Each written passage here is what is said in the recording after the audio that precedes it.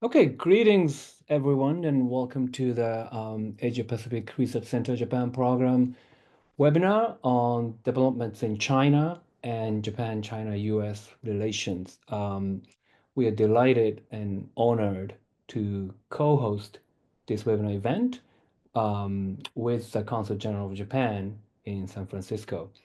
So we will start with opening remarks by Consul General Yo Osumi, and then I'm going to introduce our panelists, our speakers for the event. So Consul General Osumi, over to you. Thank you.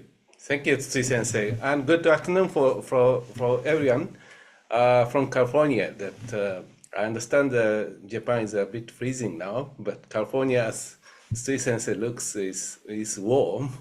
And now it's, even in San Francisco, it's 16 degrees now. So my name is Osumi, the Consul General of Japan in San Francisco. And along with Stanford Asia Pacific Research Center, especially Professor Tsutsui, we welcome all of you to join this webinar. And today we are lucky to have Professor Takahara, who is a top researcher on China in Japan. As you know, that Japan and China are neighbors, and lots of interactions in history. So we have a very good Chinese researchers on China, but Takahara Sensei is a renowned professor formerly at Tokyo University. So we are very lucky to have Professor Takahara here. And next Monday in the United States, of course, President Trump is to return to the White House. And all eyes on and will be on the relationship between the United States and China. And of course, Japan is going to play a big role here. Japan is one of the most important allies for the United States. And I would say Japan is now an indispensable country for the United States. And at the same time, Japan has close relationship with China. The Prime Minister Ishiba and President Xi Jinping met the last autumn, and they confirmed that two countries will continue to comprehensively promote mutually beneficial relationship based on common strategic interests. And last month, the Japanese Foreign Minister Iwaya visited Beijing and had long talks with Foreign Minister Wang Yi. And Japan believes it's important that both China and Japan promote efforts to build constructive and stable relationship, where Japan maintains and asserts its position strongly, calling for responsible actions by China while continuing dialogue on issues of common concern and on cooperation on matters of common interest. So, as a highly regarded and independent-minded academic, Takahara Sensei will shed light on where we are and where we are headed. So I'm very looking forward to what he is going to say today. And thank you very much in advance for Takahara Sensei and all the participants here who are now joining us today. Thank you very much. Thank you, Consul General Osumi, for the very extensive introduction. I now don't have to introduce Takahara Sensei anymore, I feel like, but I will nonetheless. So as Consul General Osumi said, we are very privileged to have a leading expert on Chinese domestic politics as well as foreign policy among Japanese intellectuals. He has a long and distinguished career as a professor of a couple different universities, but mostly at the University of Tokyo. And he just became a professor emeritus. And currently, he is a distinguished visiting professor at the Tokyo Women's Christian University. He is somebody who is academic, certainly, first and foremost, but he's had a number of roles engaging in policy world, advising Japan's foreign policy entities, having served as, for instance, senior research advisor of the Japan International Cooperation Agency, JICA, Ogata Sadako Research Institute for Peace and Development, as well as trustee of the Sasakawa Peace Foundation and many other think tanks and other policy research institutions. He has published a number of articles and books, both in Japanese and in English. Since we're speaking to the English audience, I would introduce a couple of books. One is Politics of Wage Policy in Post-Revolutionary China. That's one of his early English publications. And probably the most recent one is Japan-China Relations in the Modern Era in 2017. So he has had an extensive career monitoring, watching, and following Chinese politics. And he is here to share with us his views about what's going on in China today, what might happen with China's foreign policy vis-a-vis Japan, United States, and Indo-Pacific more broadly. After his remarks and presentation, we will hear from my dear colleague Tom Fingar, who was he's also somebody who straddles academic and practice world, having served as a top intelligence officer in the United States federal government for some years. He also has a PhD in political science from Stanford University. And for the last couple decades, he's been with the Asia Pacific Research Center, and currently he's a Shorenstein APAC Fellow. He's also an leading expert on China and China's foreign policy. So he will make some comments and ask questions of Professor Takahara. So without any further ado, please join me in welcoming Professor Takahara. Takahara sensei, お願いします。Well, thank you very much for the very kind introduction, Tsutsui sensei. And thank you very much, Consul General Sumi. I'd like to also thank the Stanford University Japan program and the Consulate-General of Japan for having me here today. It's a wonderful opportunity. I envy your warm weather in San Francisco. We were very sorry to hear about the huge bushfire in Los Angeles, but I hope you're not affected too much by that in San Francisco. Now, without further ado, let me begin by sharing my slides today. So I'd like to talk about recent developments in China first and discuss how China and Japan are going to respond to the new Trump administration and discuss what will happen to Japan-China-U.S. relations from now on. Now, one focus, of course, is China's economic problems. You know, the economic downturn is likely to continue, and we are seeing signs of growing social issues in China. I think you're very familiar with these issues, the growth rates coming down, and the policies that the Xi Jinping administration has adopted since last autumn. We are not too sure yet whether they'll take any effect and whether it can create a turnaround in the economic development situation.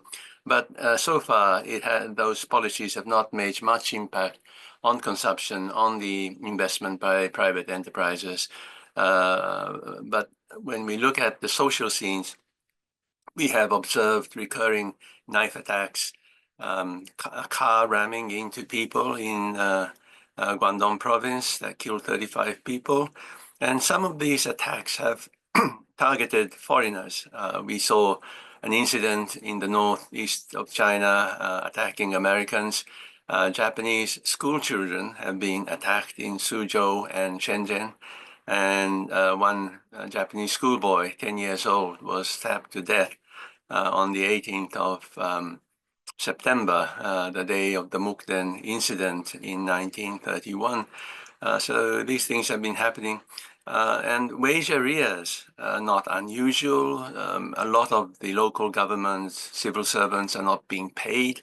And what the local governments have been doing, because they don't have enough fiscal revenue, they force the private enterprises to give money to the government so that they can pay their civil servants. Those things have been happening, and many private enterprises, private entrepreneurs, they would like to leave the country and those who are already abroad and have made investments in China are pulling their money out. That's the situation, as you are aware. And people generally are losing confidence in the regime, losing confidence in the leader and in the future. This has been a big change since the end of COVID. You know, the Xi Jinping administration had adopted a very strict zero COVID policy restricting the movement of people, and suddenly canceled that policy. And as a result, in December 2022, January 2023, millions of people died because of contracting COVID. If you remember, people had believed that the zero COVID policy had been working, but then the extended period of that policy really made people tired of it. They couldn't stand it anymore. And the sudden cancellation brought about a huge tragedy. So people have changed their views about the regime, about the leader. That's one situation. And when I discuss the stability of Chinese politics, I tend to see two axes in Chinese politics. One is the vertical axis, as it were. That is the relationship between the Chinese Communist Party and the people. I just discussed that. And another axis is the horizontal axis, as it were. That is the high-level politics, elite politics. And here we all understand that Xi Jinping has succeeded in consolidating his power base throughout his reign as the general secretary of the party. But recently we have seen demotions, a lot of demotions of military personnel, and we've been wondering what's going on in Beijing. The most recent big case was the demotion of Miao Hua. Miao Hua was a member of the Central Military Commission. He was the director of the Political Work Department, very powerful position because the Political Work Department controls the personnel affairs in the military. And we were surprised not only because this was a big guy, but also he's from the 31st Group Army based in Xiamen in Fujian. And Miao Hua and Xi Jinping apparently have been working together since the days when Xi Jinping was the leader of Fujian province. And the previous defense minister, Li Shangfu, and the one before that, Wei Fenghe, and the commander of the rocket force, Li Yuqiao, or a lot of the big shots in the military have been demoted, apparently because of corruption. But what's going on? So many people so suddenly have these issues, and there are different views about this. You know, some people see that there are challenges to Xi Jinping within the military. That's one view. So they think that Xi Jinping's power base is shaking. But on the other hand, there's an opposite view. If we remember what went on during Chairman Mao's days, you know, the Lin Biao incident, Lin Biao from the military, who had issues with Chairman Mao, and in the end, he had to run away from the country because of this contradiction between him and the leader. So some people interpret this as a way of Xi Jinping to consolidate his power base even further. You know, even though Miao Hua was a person he had known for a long time, but once Xi Jinping sensed that he was building his own faction, as it were, in the military, then Xi Jinping lost trust in this person and got rid of him. That's another way of interpretation. We don't know. I mean, I don't know which is true, but something's going on. And this question is related to the rumors about faction building in China. That is, even among the civilian leaders, now there's a formation of Fujian clique, you know, with Cai Qi. This is the number 5 person in the Standing Committee of the Politburo now. Cai Chi seems to be very much trusted by Xi Jinping. He accompanies Xi Jinping to all the visits that he makes to the localities and to foreign countries. So that's one clique that is being formed. And there's a Zhejiang clique headed by Prime Minister Li Qian. And now people even started to talk about the formation of the Shandong clique that Xi Jinping's wife, Peng Liyuan, is forming.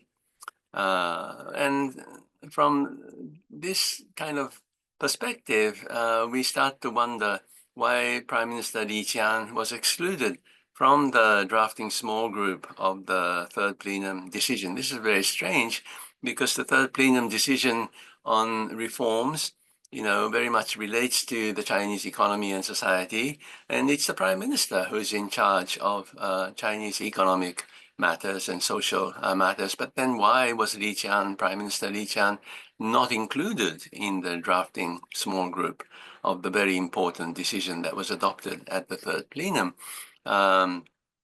We don't have an answer yet. So whether these rumors of faction building are true or not, we don't know, But what we know for sure is that there are rumors, And this means that people have started to observe elite politics, the horizontal axis that I mentioned, with an image of the late Mao period, in the 1970s. People know very well about the so-called faction formations, the Lin Biao group, the Gang of Four, and what have you. And when people start talking about Peng Liyuan forming a Shandong clique, then we are immediately reminded of Chairman Mao's wife, Jiang Qin, who was also from Shandong province. Peng Liyuan is also from Shandong province. So these questions have started to rise and loom in the room, as it were. This is the situation of Chinese politics. Then what about diplomacy? What about China's external policies? Even under the new Trump administration, I don't think there'll be very big changes in the approaches that China's been taking on the external front. I describe the current external policies of China in this way. There's one center and four basic points, as it were, imitating the way that the Chinese Communist Party would describe their policies. This is how I would put it. What is the central policy of China's diplomacy?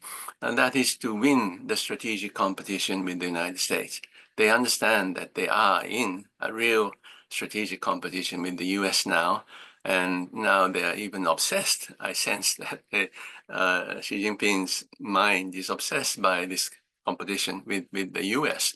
And there are four basic points or four pillars in China's external policies to achieve this target of winning the strategic competition with the United States. One is paradoxically, in the short run, China understands, Xi Jinping understands that he has to stabilize his relations with the United States.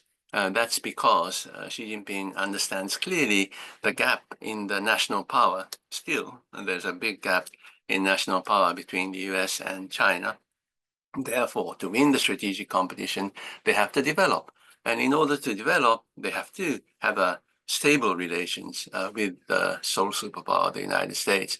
So they try very hard to stabilize relations. That's one.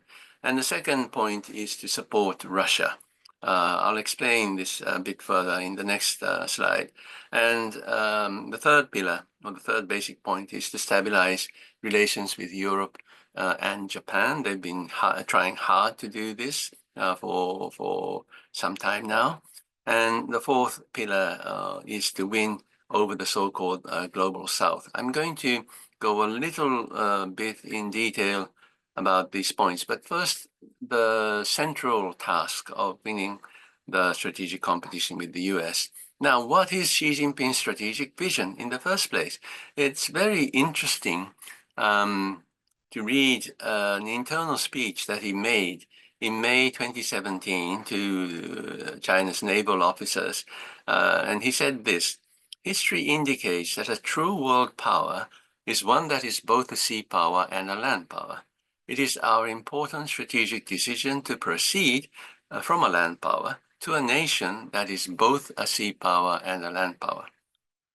So he wants to be a big power, a true world power with both sea power and land power. But he understands that, and he says this, we are disadvantaged in the strategic geopolitical environment, half contained by the first island chain. He has this map in his mind, looking into the Pacific Ocean from the Chinese side. Yes, you can say China is half contained by the first island chain. Yes. So he understands that the route out to the outer ocean is seized by others. But he thinks to realize the China dream of rejuvenating the Chinese nation, we must head towards the ocean. So that's his vision. Yeah. And as China's national power grows, I think the intention of the leaders also grow. Deng Xiaoping's intentions. Now Xi Jinping's intentions are different. And you remember Xi Jinping used to tell President Obama many times that the Pacific is wide enough for China and the US to coexist. Yes, so it was the Pacific where the two countries can coexist. But if you remember, in November 2023, he told President Biden that the globe is big enough for China and the US to coexist. So, a person's intention can develop once he or she develops his power, and a country's intentions also change along the development of the national power. So this is his vision. Okay, and what about the 4 basic points? I would like to add a few words to explain further what I mean. So to stabilize the relations with the US, what's been happening, especially last year, since the November 2023 meeting between President Biden and Xi Jinping, is the two countries, the US and China, agreed to set up many various working groups. And last year, there were so many meetings. As far as I understand, I think the economic working group met 6 times. The financial working group met for 7 times or something. So quite often, these meetings have taken place. And also the mill exchange have been conducted a few times at least.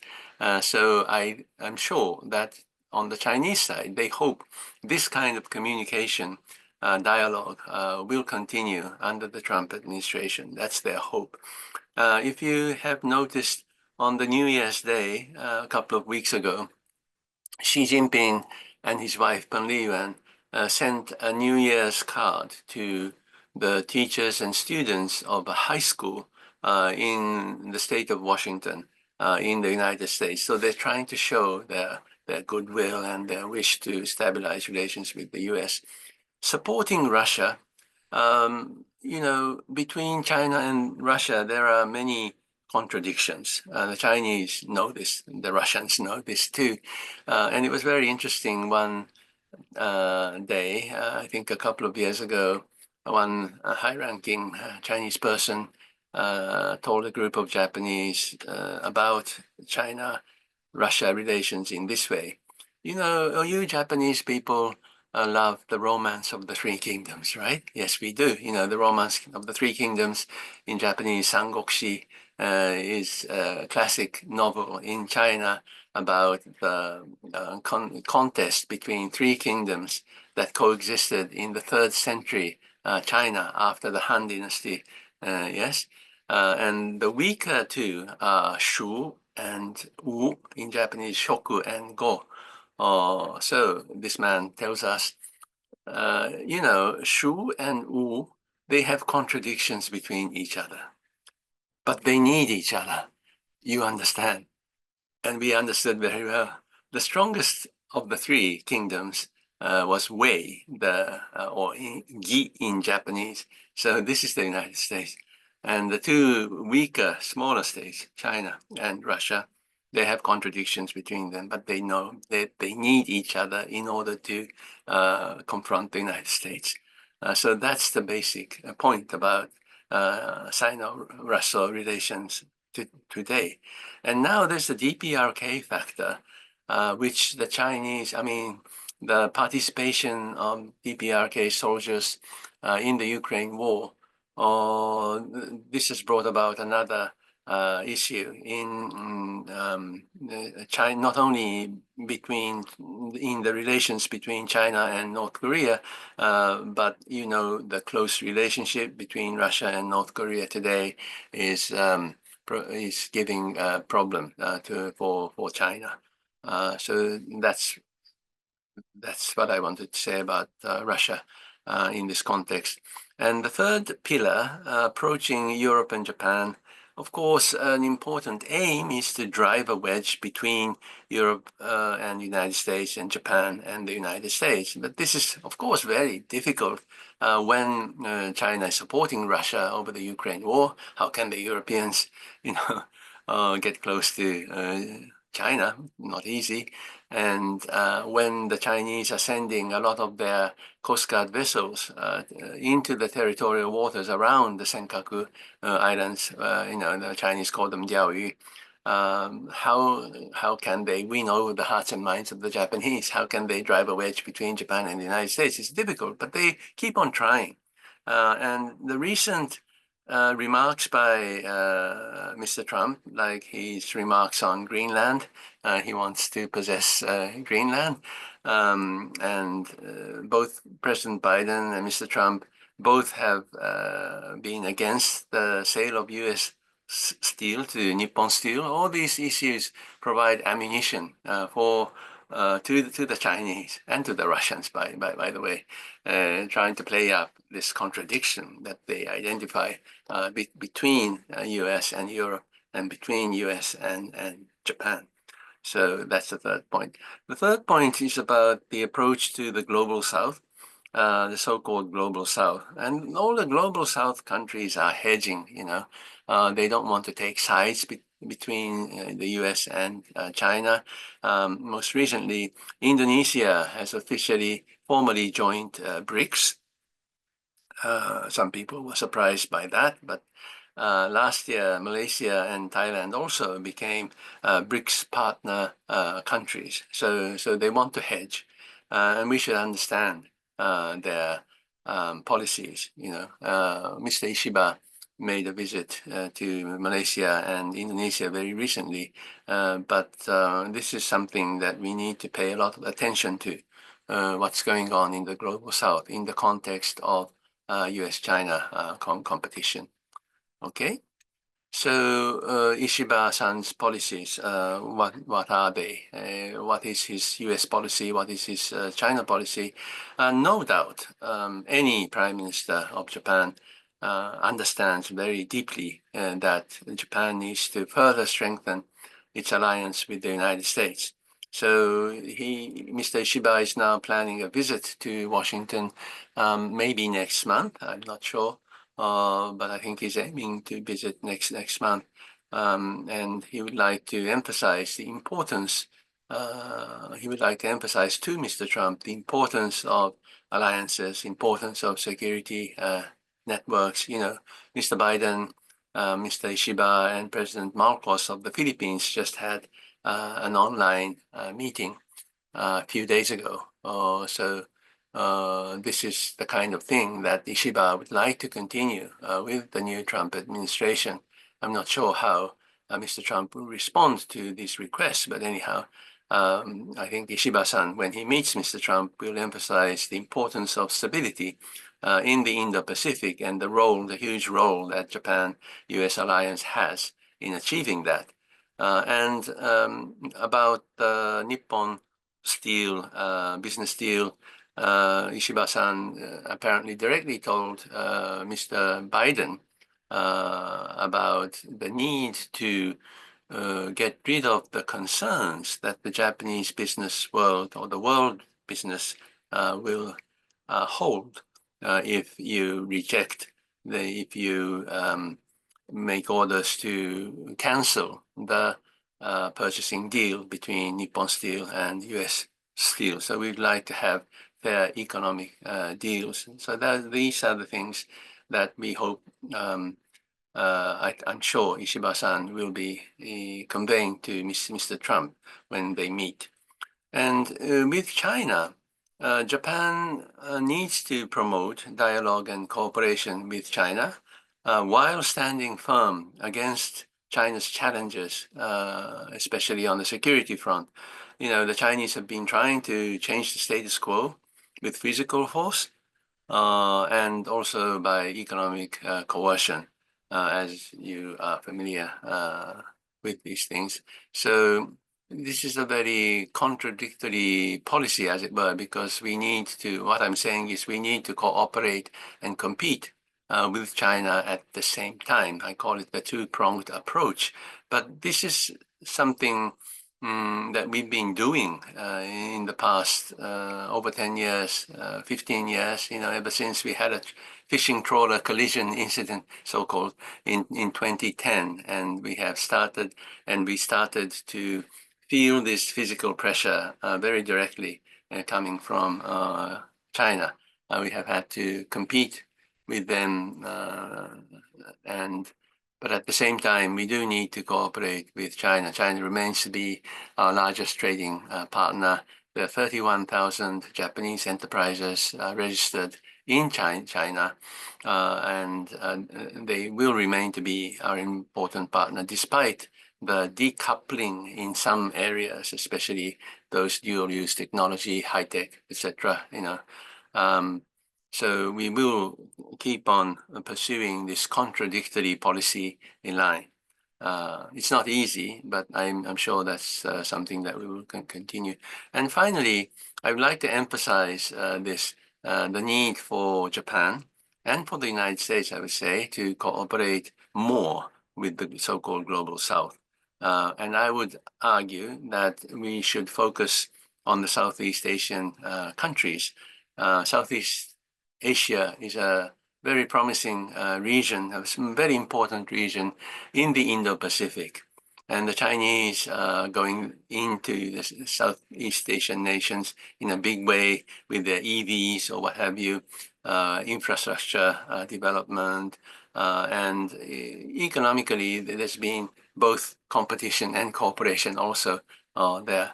And I think Ishiba-san very much understands this point. So his first visit overseas as Prime Minister was to Laos. There was the ASEAN-related meetings held there. I think 10 days after he became Prime Minister, he visited Vientiane, the capital of Laos. And this time, a few days ago, he visited Malaysia and Indonesia. And I'm sure when he meets Mr. Trump, probably next month, he will tell Mr. Trump about the importance of this region. So I'm going to stop here, and I would very much welcome a lot of criticisms and comments, first from Professor Fingar, that I respect very much. Thank you. Thank you so very much, Professor Takahara, for your very comprehensive overview of China's domestic politics, foreign policy, as well as Japan's foreign policy toward China, the United States, and the Global South. Now I'd like to invite Professor Tom Fingar, to comment on Professor Takahara's presentation and ask some questions. And again, I would like to invite the audience also to submit their questions in the Q&A box of Zoom. So Tom, please take it away. Thank you, Kiyo, and thank you, Professor Takahara, for your very succinct and I think highly accurate depiction of the situation in China and the foreign policy dimensions of it. That it's always tempting and sometimes easier to criticize, attack, offer contrary views. But I don't want to do that. I don't need to do that. So my comments are going to be intended to build on what Professor Takahara has said, and to pose some questions inviting him to elaborate. But let me begin by underscoring my endorsement of beginning the analysis where he did, which is looking at China's domestic situation.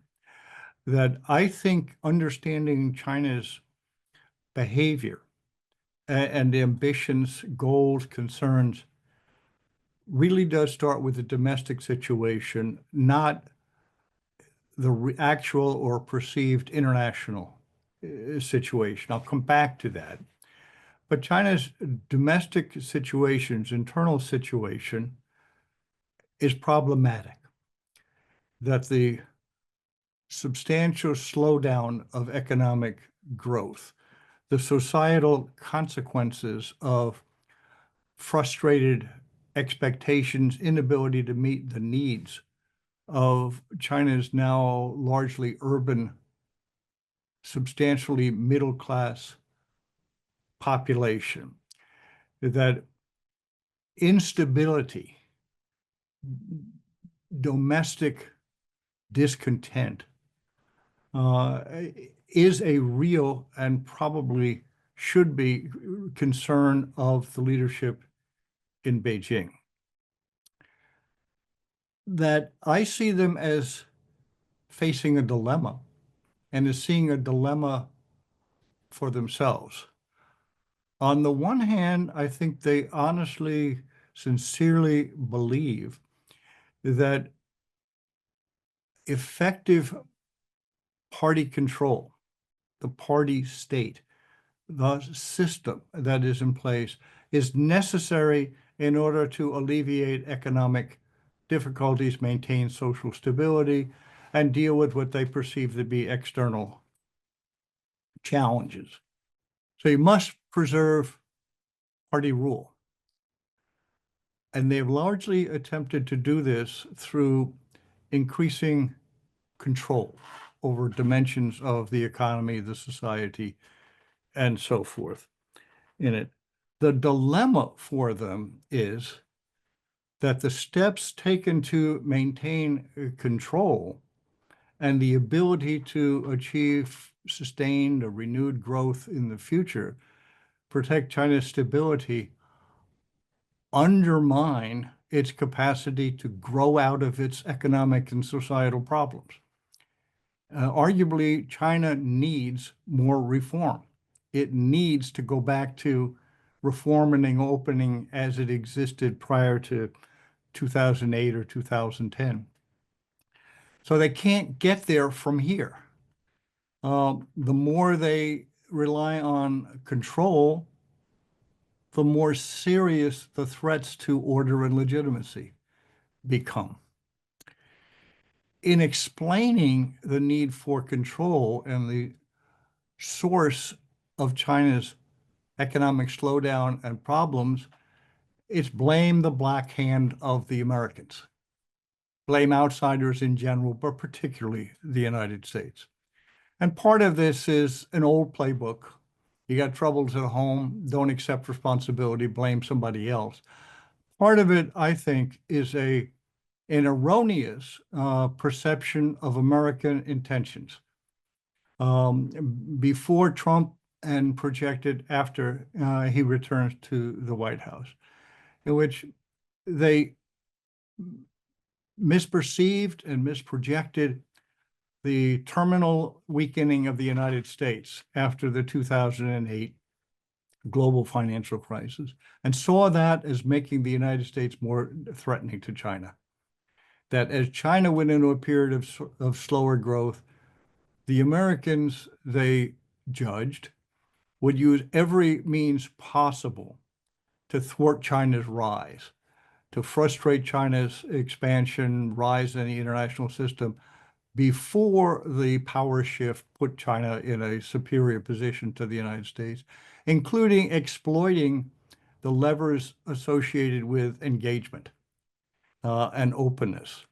So as they've pulled back on relations with the United States, it's hurt the economy. done for control reasons. It's the reason, and I agree with Professor Takahara on this, for the turning toward Russia. This is, to me, old think, geopolitical counterbalance the United States and its alliance structure, including the alliance with Japan, by turning to Moscow to deter military adventurism by the United States, which it will succeed because we don't have expansionist aspirations towards China,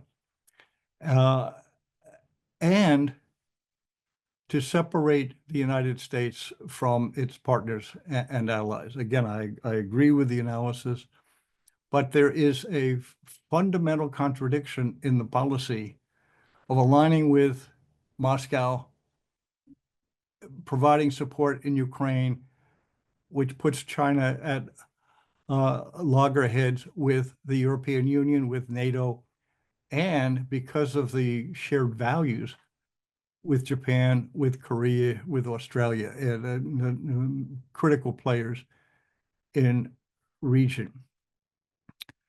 Another element that is contradictory, counterproductive in the policy is the military assertiveness, the military buildup, partly justified as necessary to deal with a threat from the Americans and our allies, but creating classic security dilemmas of China thinks it's doing things for deterrence and the rest of the world thinks it's doing things to be able to project power.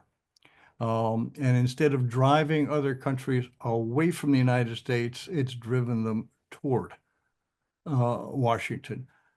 How Mr. Trump is going to deal with that remains to be seen, since he clearly does not have the same faith in the power of alliances as the Biden administration does, and whether he will alienate partnerships that are partners that are critical to the United States remains to be seen. I differ slightly with respect to the Global South. And it has to do with, again, how one characterizes the relationship as one of mostly competition between the two major powers, that as a zero-sum, Cold War-like competition in which countries need to take sides.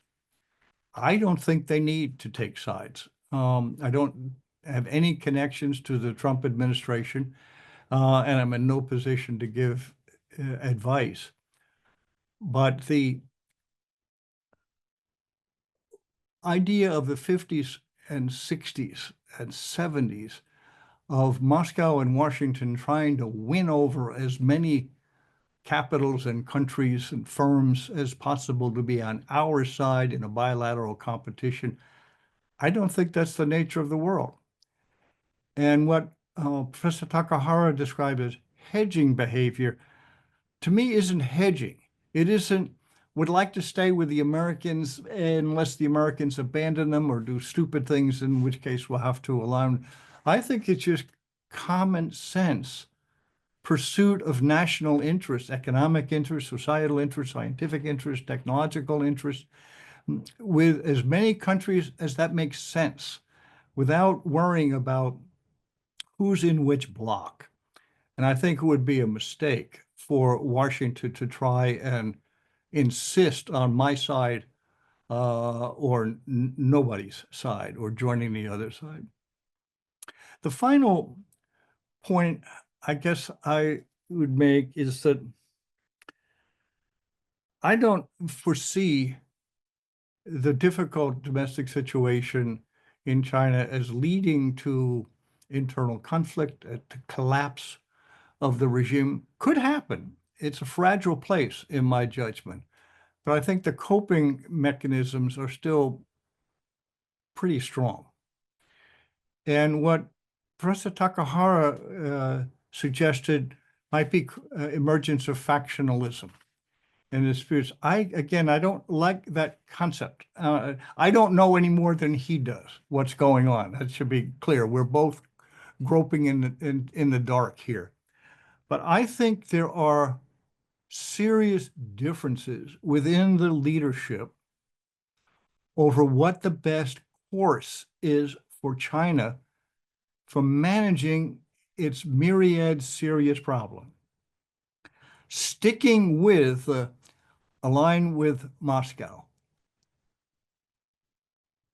maintain tight control domestically, restrict the people-to-people, firm-to-firm, reaching out, engagement kind of policies, not just with the United States, but with the developed world more generally, hoping that if you maintain tight control and hold the country together long enough, that growth will resume. That's hoping for something I don't think is going to happen. Or reverting to something like reform and opening 2.0, however that gets defined. And I think there are serious arguments, fights within the leadership, and that's going to be more decisive to what China does, that I think, than the building of power base in the military or factional alignments based on something in there. So I would watch the debates and the signs of what needs to be done to cope with economic decline, demographic decline, and the rest. And I'll end with a question, which has to do with what, if any, lessons are there from Japan's experience after the bursting of the bubble at the beginning of the 90s, and a tremendous number of parallels in China. Is there anything out of Japan's experience that would help us to understand how the situation will evolve in China? Thank you. Thank you, Tom, for the wonderful, insightful comments and questions. Professor Takahara, if you could respond to some of the comments in the last question. Professor Fingar, excuse me, thank you so much for great insights and your wonderful comments. I cannot agree with you more about the contradiction between the need to tighten control and how that's going to stifle the societal vibration, the vibrance, And I think this is the perennial and the most fundamental problem that China's socialist marketization has. Because if you promote marketization and modernization, it makes some people in the CCP leadership worry, because the more institutionalization, marketization happens, then the need for the CCP to go out and give orders are not needed anymore. So their power becomes more relativized, as it were. So I think after loosening this control, the society becomes more vibrant, but some people in the CCP gets worried and they will want to tighten their grip again. But then that's going to stifle the economic dynamism, the social dynamism. So I think after this current phase of Xi Jinping's tight control, whoever is going to be the leader next will have to relax. Otherwise, people, I don't know what's going to happen, but what we see today is a lot of the people with the means to do so will just escape the country because they know they cannot revolt and succeed. But that's going to take away the vibrancy of the Chinese society. So the next leader will have to do something to relax the tight control. Now, whether they can actually implement reforms or not, I think remains to be a big question, because, as we saw in the third plenum decision, there are lots of ideas about reform, and many people know what they need to do, but without political reform, the vested interests are so huge now. The people who don't want to change things have a lot of political clout at the moment, and without tackling this basic question, I think the former Prime Minister Wen Jiabao was very clear. He experienced the same issue in the 1980s, and he quoted Deng Xiaoping's phrase that without political reform, you cannot implement thoroughly economic reform. I think that's true. However, Xi Jinping at least is not willing to go into this area and do any political reform that will take away the power of the vested interest holders today. So I don't think the reform efforts are going to go anywhere at this moment. So that's a basic contradiction. I think the Xi Jinping came up with a new idea about the main contradiction in the Chinese society in the 2017 Party Congress. But I think China's biggest social contradiction lies there: the need for the party to tighten control and the vibrancy of modernization, what modernization will bring. And the next one, about the interpretation of the American intentions, I think it's debatable whether it's only by words, whether they really believe in the evil intention of the United States, or whether that is a rhetoric that they use.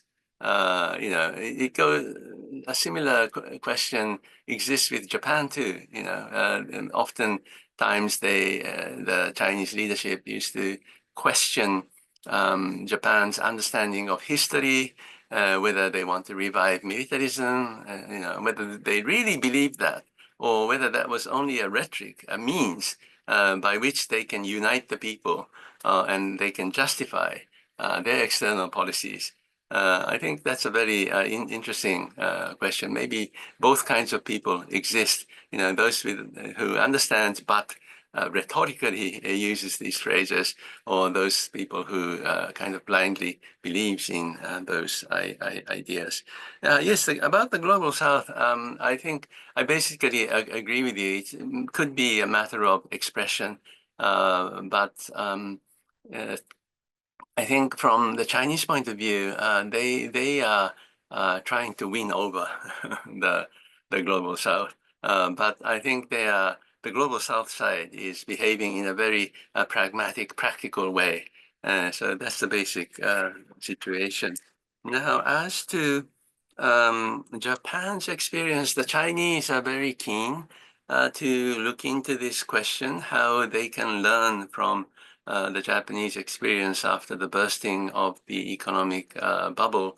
But I think with the systemic, what's the word, limits, Xi Jinping doesn't really want to make the private sector very independent and vibrant, etc. He says those things, but in reality, policies to give private enterprises equal status and equal rights, equal power with the state-owned enterprise, they don't happen. And I think in Xi Jinping's mind, there remains a big doubt about the private sector playing a big role in the Chinese socialist market economy. And so unless this basic question is not solved, I think it will be very difficult for China.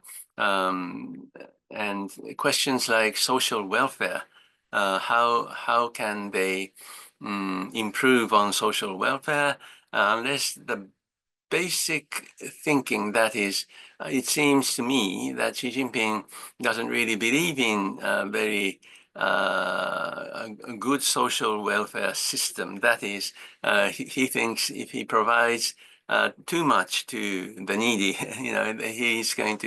he worries about bringing about a lot of lazy people just relying on the state. He doesn't like that kind of idea. He's the guy who, in the young days, was in Yan'an and overcame all the hardship by tough efforts and so on. That's what he wants out of the young people, and providing this aid too people in need. It's not the kind of thinking that he likes. So unless those basic points are changed, I don't think they can learn very much from the Japanese experience. Thank you. Thank you very much. We received a number of great questions from the audience. We don't have too much time, so I'm going to pose them, pick some of them, and give you a few minutes to respond. Some of them are about China's foreign policy. The first couple are about China's foreign policy. One, so Southeast Asian countries are going to be very important in the Indo-Pacific region. And the audience member asks what major changes might happen to the current geopolitical conflicts in the South China Sea. I assume that as we move forward with the incoming Trump administration and changing domestic politics in Japan and China. That's question number one. Number two, quite interesting. So would China, recognizing the importance of the region, would China potentially try to outsmart the Trump administration in respect of more regional power and start multilateral approaches in Asia against a multilateral skeptic U.S. administration? And what role would Japan play in that kind of game? Very interesting question. That's question number two. The others are more about Japan. Question number three, I guess. What would the questioner said 3 countries? I mean, well, let's focus on China. What is China's view on Japan's growing military presence? The questioner uses the term Japan's militarization going forward. And is President Trump also expected to welcome more rapid militarization or remilitarization of Japan? That's number three. Question number four. China and Japan's cooperation, that space for that seems limited, but in what specific issues might you expect to see more cooperation between Japan and China in the months to come? Final fifth question, have many Japanese people, nationals, left China since the 20th Party Congress on October 22? Sorry, there are a lot of questions, but if you could address some of them. Very good questions. Yeah. Over Very to good you. questions. Thank you for the wonderful lineup of questions. Let me see the first one. Yes, I think as for the geopolitical conflicts in the South China Sea, it depends a lot on what the U.S. policy is going to be. If Mr. Trump loses interest in Southeast Asia, then there's going to be a big change because the Chinese are quite determined to increase their presence and to expand their interest in Southeast Asia. And a lot of the Southeast Asian countries are concerned about this. They want Japan to tell the United States about their concerns, and they want Japan to play a bigger role in Southeast Asia regarding the geopolitical contest there.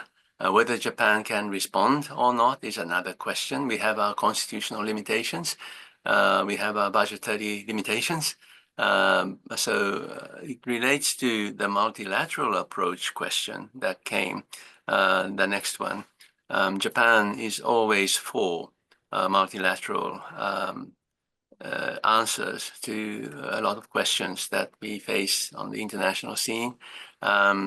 A lot of the countries, for example, India, has resorted to making use of different multilateral frameworks. Now, they are, of course, a member of Quad, but at the same time, they are BRICS member, founding member. They're also now a member of the Shanghai Cooperation Organization. So I think for the smaller nations, besides the US and China, we find that the multilateral approach is an effective one in achieving our security and prosperity. So we would like to follow this path with other countries too.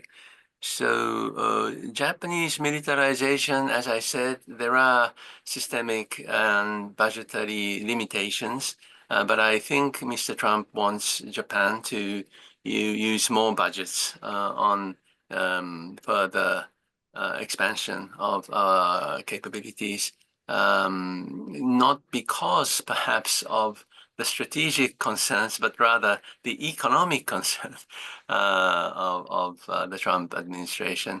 But as I mentioned, whether we can meet that request or not is a big question. So we would like the United States to, of course, to maintain its presence here, and we find the Japan-U.S. alliance as a public good in this part of the world that would provide security and safety to the number of nations that exist in the Indo-Pacific.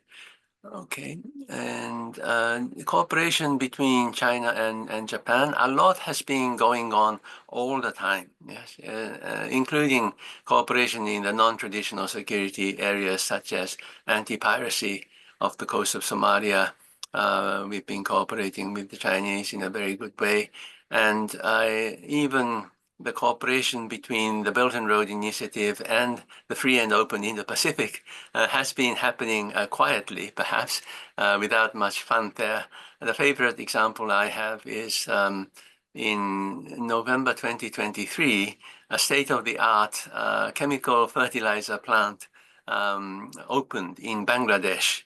And that was a joint project between the Mitsubishi Heavy Industry of all the companies and the China number 7 chemical construction firm. I liken the Belt and Road Initiative and the Free and Open in the Pacific to a constellation in the sky. So constellations don't exist. They're not real. They're only images. But what's real are the projects, the stars. The stars are real. And two constellations, BRI and FOIP, can share stars, no problem. If the star is a good star, profitable, they don't create debt traps, they are open, transparent, then we can cooperate. And these things have been happening, and perhaps more in the future. But there are other issues such as anti-drug trafficking or, what have you, COVID, anti-COVID. When natural disasters happen, we, of course, cooperate. All those things are very promising areas. Okay. How many Japanese nationals have left China? I don't have the exact figure, but nowadays, the big issue in Japan is the safety of the Japanese nationals, especially since last year when the Japanese school children were attacked. This is a very real concern, and also the cases of detention. Japanese nationals being detained, not only Japanese nationals, but Chinese professors who work in Japanese universities for unknown reasons. They get detained when they go back. Some of them, when they go back to China, they're not released yet. And we are very concerned about this. But, these things don't get reported very much inside China. So I've been talking to Chinese academics who come over to Japan, and it seems many people don't know about these incidents.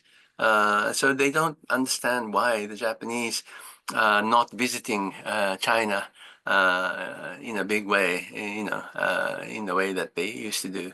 And I'm sure there are many Japanese nationals leaving China, but I'm sorry, I don't have the exact figure. Many families are worried.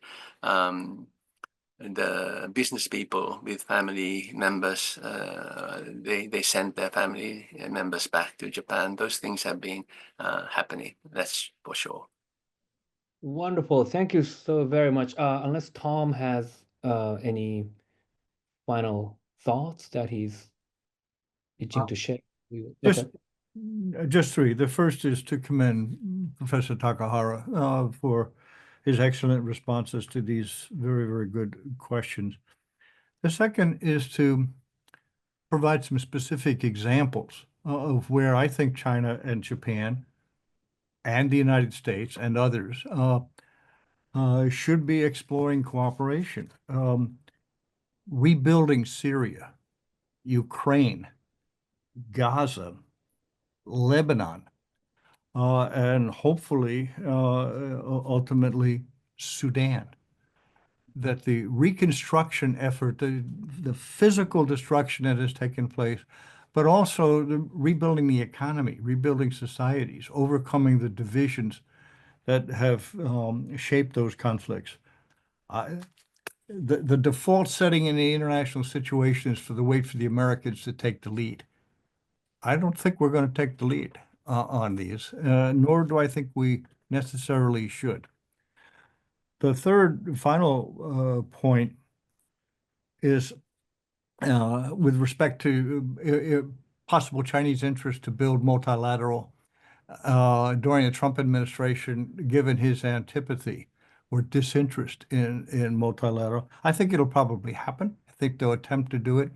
But I think the formal and even informal organizations are much less important to what happens in the world than is the ability of many nations, arguably most nations, including in the global South, to recognize their interests in the stability of a rules-based international order. And their self-interest, I think, is a very important check on how much change China would attempt, and certainly on the kinds of changes that it might be able to achieve. Change for change's sake is not what China wants or needs. It wants specific changes. If they are conducive to the interests of other nations in Europe, in the developed parts of Asia, in the global South, they will happen. They should happen. But it should not be cast as a part of the competition for hearts and minds. But thank you again, Professor Takahara, for your excellent insights. Yes, wonderful. Again, I'd like to thank Professor Takahara and my colleague, Professor Tom Finger, for sharing their insights and wisdom with us. I also would like to thank Consulate-General of Japan in San Francisco, starting from Consul-General Yo Sumi, Mayu Hagiwara-san, and also Shiho Matsubara-san. On our end at Stanford APAC Japan program, Kana Limpan-kon has been instrumental in making this happen. So I'd like to thank all of those people who made this very insightful webinar possible. Thank you very much, and hope we'll hear from you again, Professor Takahara. I'm sure we will hear from Tom again soon. So thank you.